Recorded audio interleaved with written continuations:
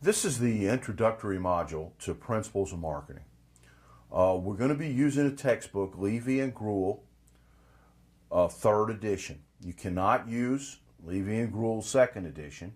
You must use Levy and Gruhl 3rd edition because the chapters have changed and moved around, and the questions for the book part of the course, the book test part of the course, come from the 3rd edition. So no, and I'll always be asked that, no, you cannot use the 2nd edition. Now in this course, you will miss the 45 hours of lecture that would occur in a regular class. And our challenge as professors or people who teach a course on the internet is that we have to somehow make up for that 45 hours that you've missed in class. So we have to give you enough information and enough assignments to be the equivalent of 45 hours of class. And that's a really tall order. One of the things that we committed ourselves to doing, the College of Business and the Department of Marketing committed ourselves to doing when we started these online courses, was we wanted to make sure that the students who came out of an online course learned as much as the students who came out of an offline course. Now, I've taught offline courses for many years. I taught for 3 years at Florida State when I was getting my PhD, and then I've been here since 1993.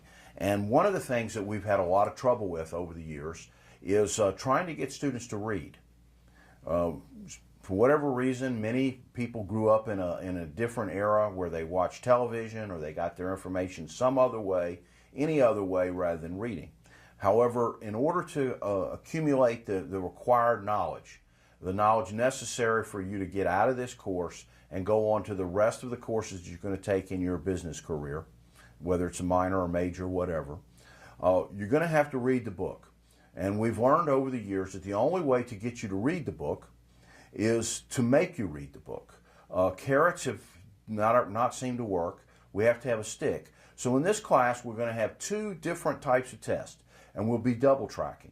First, there'll be these lecture modules like the one that we have here, and then we'll have lecture exams. For students who study and are well prepared, the lecture exams are not strictly timed. You have plenty of time. They're open book, open notes. Now, if you haven't watched the lecture, you're going to be in trouble. If you haven't done any preparation, you're not going to do very well. But if you've actually watched the modules and you've prepared, you should do well on the essay exams. The essay exams are going to comprise 68% of your grade. In fact, that's one of the questions that I'm going to ask on the practice test for extra credit, the Chapter 1 test for extra credit, is what percentage of your grade is based on the book test. So if the lecture tests are worth 68%, then you know that the book tests are worth 32%. That means, and there's going to be 8 book tests, each of them 2 chapters, except for one on advertising, the chapter on advertising and public relations, which is going to be a 1-chapter test. So you'll have to read 17 chapters. You'll take 8 tests. Now the tests are very strictly timed. We give you plenty of time to take the test. If you've actually read the book before you take the test, you should have no trouble getting through a 25-question test in 20 minutes. You will not have enough time to just look through the book and find the answers. So if you have not actually read the book, you will not do well on the book test. And that's about as clear as I can make it. You must read the book. If you come from a background where you don't like to read, you go through a lot of your regular classes, you sit through the lecture, you do the best you can without really reading the book or with doing little more than skimming the book, you probably need to not take an online class. In an online class, you have to be willing to read. Now, for those of y'all that are willing to read the chapters, willing to watch the videos, willing to do some preparation for the exams, the chances are you'll do really well. This online classes have proved to be a disaster for low motivation students. They work really well for high motivation students, but they're really not a good choice for low motivation students. So if you're a low motivation student, you're working a bunch of hours every week, maybe you got a spouse and a kid, a young baby, You've got other responsibilities. You've got a lot of hobbies you like. You like to play World of Warcraft for 36 hours straight, a couple times a week. In a situation, if you're that type of student and school is kind of second priority for you, I highly recommend that you take a class where you get to listen to the professor lecture, not an online class. An online class is an excellent opportunity. All of the classes are going to be online. You do not have to come to school ever for this class. It is purely online. So in other words, if you want to take the class in the summer and you're going overseas, as long as you have access to high quality internet, you're going to be okay. You cannot be out in the middle of the desert somewhere on dial-up. That's not going to work very well. The videos take some technical requirements. So you need to have a decent internet hookup, pretty good internet hookup. You have to have a willingness to read the chapters. You have to have a willingness to watch the videos, a willingness to stay motivated, and you're going to do really well. Very, very well. Now the lectures I'm going to start are broken up into modules. Each module of the lecture corresponds pretty closely to 2 chapters that are in the book. Now I say they correspond, meaning that the general topic is the same. However, the lectures are at a deeper level. Will not lecture on basic short answer, giving definitions of different types of words and things like that. That comes from the readings. So your basic, simple type of things that can be asked and answered in a multiple choice test. Definitions of words, definitions of terms, basic ideas. That stuff is covered in the book test.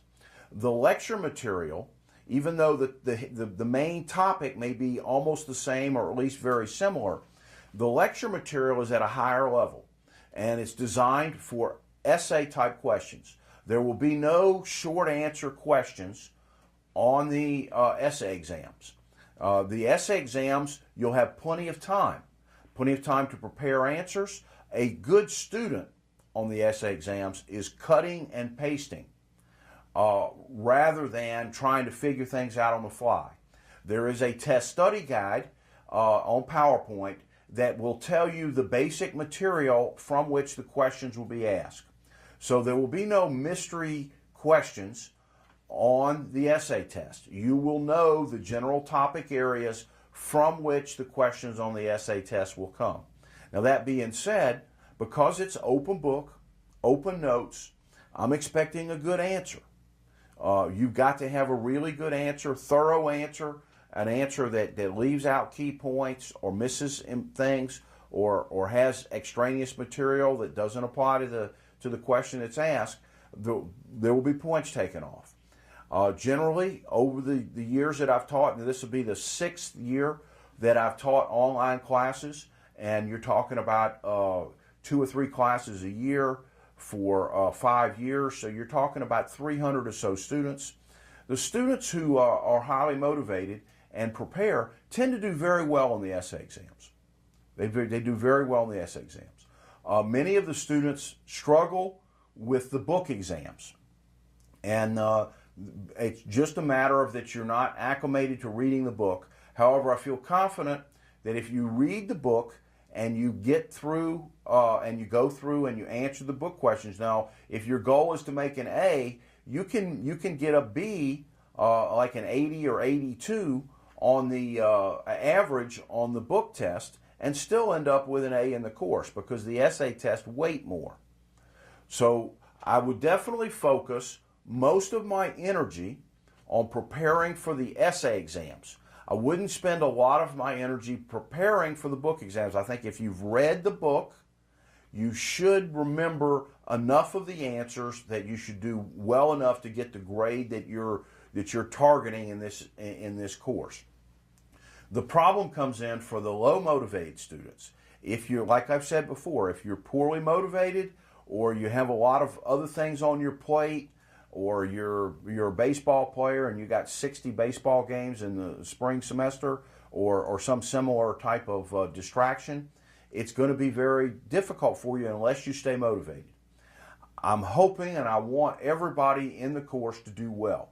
We want the students to do well. However, I understand that for many of y'all, this is like reading books, watching videos without anybody making you do it is a little bit of a challenge. So you've got to have the self-discipline yourself. This is not a course for poorly disciplined, low motivation students. If you have a disciplined lifestyle, you're a highly motivated student, take the course, and I think you're going to do really well.